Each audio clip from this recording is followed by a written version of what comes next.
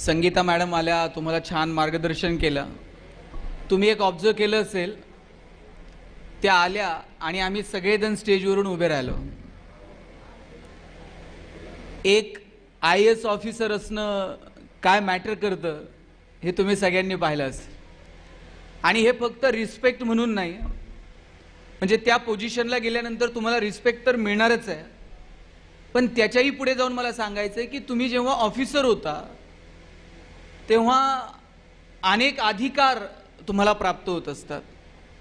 तुम्ही जिल्हाधिकारी झालात, अख्खा जिल्हा बदलायचं सामर्थ्य तुमच्या हातात येऊन जातं. तुम्ही एक IPS ऑफिसर झालात, पोरांनो सगळ्या जिल्ह्याचं प्रशासन तुमच्याकडे येऊन जातं. तुम्ही तहसीलदार झालात, तालुक्याचं प्रशासन तुमच्याकडे येऊन जातं.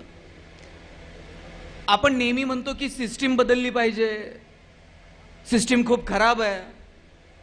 सिस्टीम जर बदलायची असेल ना तुम्हाला, तर तुम्हाला त्या सिस्टीमचा भाग बनावा लागेल.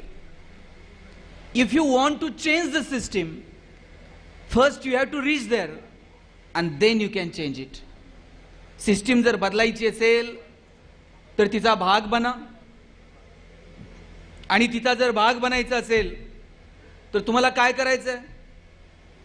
इकडचा डोंगर उचलून तिकडे ठेवायचा आहे असं नाहीये. पुढची जी आयुष्यातली काही 5-10 वर्ष आहेत ना पोरांनो, ती प्रामाणिकपणे तुम्हाला अभ्यास करायचा आहे, प्रामाणिकपणे तुम्हाला कष्ट करायचे.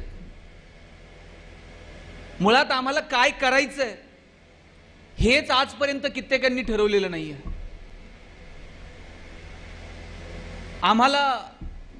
आम्ही या प्रवासाला निघालोय, पण कशाच्या शोधात निघालोय हे शोधता शोधताच आयुष्य संपून जातं. मला सांबरे साहेबांना धन्यवाद द्यायचे की त्यांना असं वाटलं की आपण या पोरांशी बोललं पाहिजे, आपण या लेकरांसोबत संवाद साधला पाहिजे. तुमच्यामध्ये प्रचंड ताकद आहे, तुमच्यामध्ये प्रचंड कॅलिबर आहे, फक्त ती वात कुठेतरी पेटवण्याची गरज आहे. आणि त्यासाठी जिजाऊच्या माध्यमातून सांबरे साहेबांनी हा उपक्रम सुरू केला. आज एक तरुण मुलगी जी IAS ऑफिसर आहे त्या तुमच्यासोबत बोलल्या. त्यांनी सांगितलं की उडीसामधल्या एका छोट्याशा गावातून त्या आज इथे आल्यात आणि आज प्रकल्प संचालक आहेत. कुठे उडीसा, कुठे ते छोटंसं गाव, तिथून आज इथे येऊन ते ऑफिसर म्हणून काम करतात. तुमच्यासारखं असताना कधीतरी त्यांच्या मनात प्रश्न आला असेल की अरे मी IAS व्हायला पाहिजे, मी प्रशासनात गेलं पाहिजे. आणि त्या दृष्टीनं सातत्यानं प्रयत्न केल्यानंतर आज त्या यशापर्यंत त्या जाऊन पोहोचल्या. बरं, लाखो मुलं परीक्षा देतात, सगळेच पास होतात का? सगळेच ऑफिसर बनतात का? मग एखाद्या परीक्षेत अपयश आलं म्हणून आयुष्य संपलं असंही होत नाही. पण ज्या वेळेस तुम्ही त्या स्पर्धा परीक्षांची तयारी करता किंवा एखादं स्वप्न साकार करण्यासाठी त्या दिशेनं प्रयत्न करायला सुरुवात करता, अनेक मार्ग आपल्याला रस्त्यात दिसायला लागतात. म्हणून कोणत्या मार्गाने जायचं पहिल्यांदा ते तर ठरवूयात. आज मला आपल्या सगळ्यांना विनंती करायची आहे की शाळा कॉलेजांमधले जे दिवस आहेत हेच दिवस आहेत पोरांनो उंच भरारी घेण्याचे. म्हणून आज तुम्ही ठरवा की मी माझ्या आयुष्यामध्ये नेमकं काय करायचं ठरवलंय. पोरांनो, काल तुम्ही वाचलं असेल पेपरला, G20ची बालीमध्ये परिषद झाली आणि G20 मध्ये सहभागी असणारी सगळी राष्ट्र, त्या राष्ट्रांचे प्रमुख तिथे बालीमध्ये त्या परिषदेला उपस्थित होते आणि त्या परिषदेचं अध्यक्षपद हे भारताकडे आलंय. आपण ऐकलं असेल की एलॉन मस्क विचार करतोय की मी मंगळावरती वस्ती उभी करेल, आणि काल भारतानं अवकाश संशोधनामध्ये खाजगी कंपन्यांचं पदार्पण सुरू झालं. जगासमोर अनेक समस्या आहेत. अन्नधान्याचा तुटवडा असेल, कार्बन उत्सर्जित होतोय त्याचं वाढणारं प्रमाण असेल, वाढणारं तापमान असेल, निसर्ग, समाज, युद्धजन्य परिस्थिती, अशा अनेक समस्या जगासमोर आहेत. आणि या समस्यांना सामोरं जात असताना त्या G20चं प्रतिनिधित्व करण्याची संधी आता भारताला मिळालेली आहे. जग बदलतंय, बदलणाऱ्या जगासोबत आपल्यालाही बदलायला हवं. काळाच्या पुढे जाऊन दोन गोष्टींचा विचार आपल्याला करता येईल का? डोळे सताड उघडे ठेवून जगासमोर पाहता येईल का? भविष्याचा वेध घेता येईल का?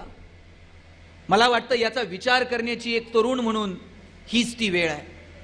तुम्ही गाडी चालवता, गाडी चालवताना पुढची जी काच असते ती मोठी असते, बरोबर?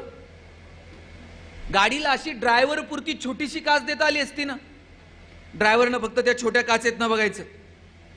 पण ड्रायव्हरला गाडी चालवताना अशी मोठी काच दिलेली आहे, आणि मागे बघायचं असेल तर पुढे एक छोटासा आरसा दिलेला आहे.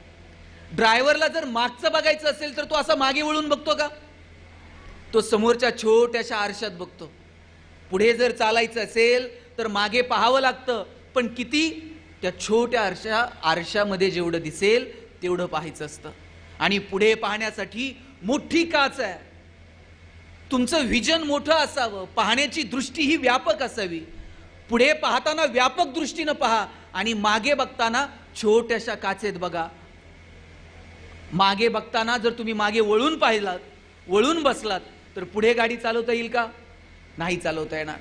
मागे डोकवायचं असतं, इतिहासाकडे पाहायचं असतं, पण इतकंही उकरत बसायचं नाही की पुढे चालणंच अवघड होऊन जाईल. आता आम्ही इतकं उकरत बसलोय की पुढे चालायचं कधी, हाच प्रश्न आमच्या समोर आहे. इतिहासाकडे पहा, पण पुढच्या काचेत दिसेल एवढं पहा. आणि व्यापक दृष्टीनं जगाच्या स्पर्धेत टिकण्यासाठी जी जी कौशल्य आम्हाला आत्मसात करता येतील, पोरांनो, ती कौशल्य आत्मसात करा. 93-95 आम्ही व्यापारीकरण स्वीकारलं, खुला आर्थिक धोरण स्वीकारलं, गॅट करार स्वीकारला.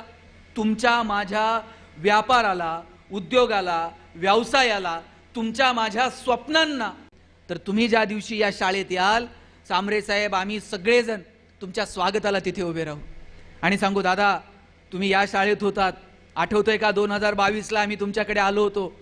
आज तुम्ही मोठे उद्योजक आहात, आज तुम्ही आमच्या मुलांना मार्गदर्शन करा. आम्ही सगळेजण तुमच्या स्वागताला उभे आहोत. तुम्हाला स्वतःला सिद्ध करावं लागेल, आणि ते सिद्ध करण्यासाठी हीच संधी आहे, हीच वेळ आहे. ती अचूक वेळ, तिचं प्रॉपर वेनं युटिलायझेशन करणं, पोरांनो, हे तुमच्या हातात आहे. मला आज तुम्हाला सांगायचंय की आम्ही भाषण करतोय आणि तुम्ही ऐकताय. तुम्ही आमच्या हो मध्ये हो पण मिसळू नका. हा, तुम्ही म्हणताय ना, मग तसं आम्ही करू, असंही नाहीये. तुम्ही बुद्धिमान आहात. जगातला सगळ्यात हुशार प्राणी कोण आहे? कोण आहे? तुम्हाला शंका आहे का? मग इतकं हळू काय सांगताय? जगातला सगळ्यात बुद्धिमान प्राणी कोण आहे? आणि हे कुणी जाहीर केलंय? माणसानं जाहीर करून टाकलंय की आपण जगातले सगळ्यात बुद्धिमान प्राणी आहोत. आणि आहेतही, आपण आहोत बुद्धिमान.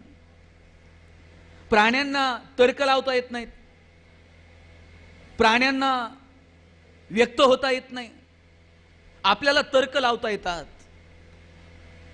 आपण विचार करू शकतो. तुम्हाला जर म्हटलं की तुम्हाला 5 दिवसांचं फ्री पॅकेज मिळतंय टूरचं, 5 स्टार हॉटेलमध्ये तुमची राहण्याची वगैरे सोय केली आहे, जाण्याचा येण्याचा विमानाचा प्रवास फ्रीमध्ये आहे, तुम्ही जाल की नाही? आणि नंतर जर तुम्हाला सांगले ही सगळी टूर युक्रेनमध्ये, जाता का? माणूस तर्क लावू शकतो, तो बुद्धिमान आहे. आणि एखाद्या वाघाला जर सांगितलं तुला उद्या युक्रेनमध्ये जायचंय, बस विमानात, ते जाईल की नाही? ते विचार करू शकत नाही तिथं काय परिस्थिती आहे, काय नाही. आपण बुद्धिमान आहोत, आपण पुढचा विचार करू शकतो, मागे डोकावून पाहू शकतो, इतिहासातनं काय घ्यायचं ते ठरवू शकतो, भविष्यातल्या संधींचा विचार करू शकतो. मला वाटतं बाळांनो, तो विचार करण्याची ही वेळ आहे. ठरवा तुमच्यामध्ये काय चांगलं आहे, ठरवा नेमकं तुम्हाला कुठे जाऊन पोहोचायचं आहे, ठरवा तुमच्यामध्ये काय गट्स आहेत, तुमची बलस्थानं काय, तुमच्यातल्या स्ट्रेंथ काय. ज्या दिवशी तुम्हाला तुमच्यातल्या स्ट्रेंथ कळतील, ज्या दिवशी तुम्हाला तुमच्या भविष्यातल्या संधी तुमच्या समोर खुणावतील आणि त्यांचा मेळ घालण्याचं सामर्थ्य तुमच्यामध्ये येईल, त्यावेळेस तुमचं आयुष्य समृद्ध होऊन जाईल. मी पुन्हा पुन्हा सांगतो, आम्ही सांगतो असंच तुम्ही वागलं पाहिजे असंही काही नाही. चिकित्सा करा, आमच्या बोलण्याची सुद्धा चिकित्सा करा. सर तुम्ही सांगितलं बरं का ते, पण मला नाही पटलं, हे असं असू शकतं. आम्ही जर तुम्ही पटवून देऊ शकलात तर आम्ही सहमत असू तुमच्या एखाद्या विधानासोबत. चिकित्सा करा, शोधा. तुम्हाला पडलेले प्रश्न तुम्ही तुमच्या शिक्षकांना विचारले पाहिजेत. सर हे असं का, सर हे असं का नाही. हजारो प्रश्न तुम्हाला शालेय जीवनात पडले पाहिजेत आणि त्या प्रश्नांची सोडवणूक करण्यासाठी खरं तर तुम्ही शिकलं पाहिजे. आपल्याला प्रश्न पडतात ते फक्त परीक्षांसाठीच, एरवी आपल्याला प्रश्न पडत नाहीत. विद्यार्थी म्हणून या दशेत तुम्हाला प्रश्न पडले पाहिजेत आणि त्या प्रश्नांची उत्तरं शोधण्यासाठी खरं तर तुम्ही शिकलं पाहिजे. मी नेहमी सांगतो, निवळ हो मध्ये हो मिसळत पुढे चालू नका. मला एक गंमत सांगतो. मी ज्या बिल्डिंगमध्ये राहतो तिथून मी लिफ्टमधून असा खाली आलो की एक आजी कायम त्या गार्डनमध्ये बसलेली असायची. आणि एक दिवशी रस्त्यानं जाता जाता त्या आजीनं मला विचारलं, गणेश तू ते कपड्याचं दुकान सुरू केलंय, व्यवस्थित चाललंय ना? मी म्हटलं कसलं कपड्याचं दुकान? पण आता कुठं आजीला काही विचारत बसता. आजी म्हटली कपड्याचं दुकान व्यवस्थित चाललंय ना? मी म्हटलं हो आजी, एक नंबर चाललंय. कपड्याचं दुकान सुरू केलंय, व्यवस्थित चाललंय ना? मी म्हटलं कसलं कपड्याचं दुकान? पण आता कुठं आजीला काही विचारत बसता. आजी म्हटली कपड्याचं दुकान व्यवस्थित चाललंय ना? मी म्हटलं हो आजी, एक नंबर चाललंय. दुसऱ्या दिवशी परत आजी मला भेटल्या आणि तू टाकलेलं ते भांड्याचं दुकान? म्हटलं खूप भारी चाललंय. तिसऱ्या दिवशी आजीनं मला विचारलं, तुझं हॉटेल सुरू आहे ना रे? म्हटलं हो आजी, हॉटेल पण छान सुरू आहे. पाचव्या दिवशी आजी म्हटल्या, तू गाडी घेतली होती, बरं आहे ना? म्हटलं हो, एकदम छान चालू आहे. रोज आजी नवीन व्यवसायाचं विचारायच्या आणि मी रोज म्हणायचो ना एकदम छान चाललंय. मी कधीच थांबून सांगितलं नाही, आजी हे माझं काहीच नाहीये, तुम्ही काय विचारताय? मी आजीच्या हो मध्ये हो मिसळत गेलो. आणि परवा येताना आजी मला म्हटल्या, माझ्याबरोबर 4-5 मित्र होते, आजी बरोबर 4-5 मैत्रिणी होत्या आणि आजीनं मला विचारलं, तू टाकलेलं हॉस्पिटल व्यवस्थित चाललंय ना? मी म्हटलं हो आजी, व्यवस्थित चाललंय. माझे मित्र मला म्हटले, कसलं हॉस्पिटल आणि कसलं काय? मी म्हटलं अरे बाबा, त्या आजीला स्मृतिभ्रंश झालेला दिसतोय. ती आजी मला रोज नवीन व्यवसाय विचारते, मी नादाला लागत नाही, मी म्हणतो व्यवस्थित चाललंय. असं म्हणत आम्ही पुढे गेलो आणि आजी तिच्या मैत्रिणींना सांगत होती, बघा मी म्हटलं होतं ना तुम्हाला, याच्या डोक्यावर परिणाम आहे, याला काही विचारलं तर हाच म्हणताय. त्या दिवशी ठरवलं, कुणाच्या हो मध्ये फक्त हो मिसळत चालायचं नाही. चिकित्सा करा, थांबा, स्वतःला प्रश्न विचारा, हे सांगितलंय ते बरोबर आहे का? एक गोष्ट लक्षात घ्या, पुस्तकात जे आहे ना ती माहिती आहे, त्या माहितीचं ज्ञानात रूपांतर कसं करायचं, मला वाटतं याचं प्लॅनिंग तुम्हाला करावं लागेल. Information and knowledge, these both concept are different from each other. माहितीचं ज्ञानात रूपांतर करण्याची जबाबदारी एक स्टुडंट म्हणून तुमची असली पाहिजे. तुमच्यामध्ये पोरांनो प्रचंड ताकद आहे, फक्त तिची जाणीव तुम्हाला असली पाहिजे.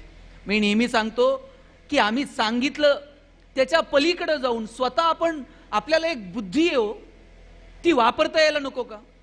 मी भाषणामध्ये सांगितलं, प्रचंड कष्ट करा, कष्टाशिवाय यश नाही. त्या पोराच्या डोक्यातच होतं कष्ट करायचे, संधी मिळेल तिथे काम करायचं, संधी मिळेल तिथे लोकांना मदत करायची. भाषण ऐकून असा बाहेर गेला, हायवेला गेला आणि एक घर, त्याला आग लागलेली होती. आग लागलेलं घर बघितलं आणि याच्या डोक्यात संधी मिळेल तिथे लोकांना मदत करायची, कष्ट करायची. त्या आगीमध्ये शिरला. एक एक माणूस तो घराच्या बाहेर आणून टाकत होता. 10 माणसं त्यानं त्या आगीतनं बाहेर आणून टाकली. किती प्रचंड कष्ट घेतले. आणि बाहेर आल्याबरोबर पोलिसांनी त्याला अटक केलं. ते सांगत होता, अरे मी आगीतल्या लोकांना वाचवत होतो, 10 लोक मी बाहेर आणून टाकली आणि तुम्ही मला हॉस्पिटलला न्यायचं तर मला अटक करताय. पोलीस म्हटले, जी 10 लोक तू बाहेर आणून टाकली ना, ती सगळी अग्निशामक दलाची होती, तू त्यांना उचलून बाहेर आणून टाकत होता. आम्ही काय करत आहोत? कुणीतरी सांगितलंय नाही हे करा, त्या मार्गाने आम्ही पळत राहिलो. पण अरे तिथं नेमकं काय ते पाहण्याचं धाडस मात्र आम्ही दाखवलेलं नाही. कुणीतरी डॉक्टर झाले म्हणून मला डॉक्टर व्हायचं, कुणीतरी इंजिनियर झाले म्हणून मला इंजिनियर व्हायचं, कुणीतरी IAS झाले म्हणून मला IAS व्हायचं, कुणीतरी पोलीस प्रशासनात गेले म्हणून मला जायचं. असं नाही बाळांनो, तुम्ही सगळेजण एकमेकांपेक्षा वेगळे आहात. तुमच्यात काय वेगळेपण आहे ते तुम्हाला ओळखता आलं पाहिजे. मला सांगा, सचिन तेंडुलकर सारखा षटकार ऐश्वर्या रायला मारता येईल का? ऐश्वर्या राय सारखा ठुमका लता दीदींना देता आला असता का? लता दीदींसारखं गाणं अशोक सराफला म्हणता आलं असतं का? तुम्ही जर मला म्हणले भाषण कर, मी 2 तास बोलेल.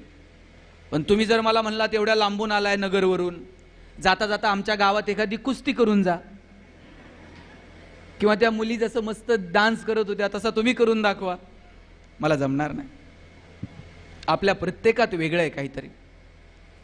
बाळांनो, तुमच्यामध्ये काय वेगळं आहे ना, ते वेगळे पण तुम्हाला ओळखता आलं पाहिजे.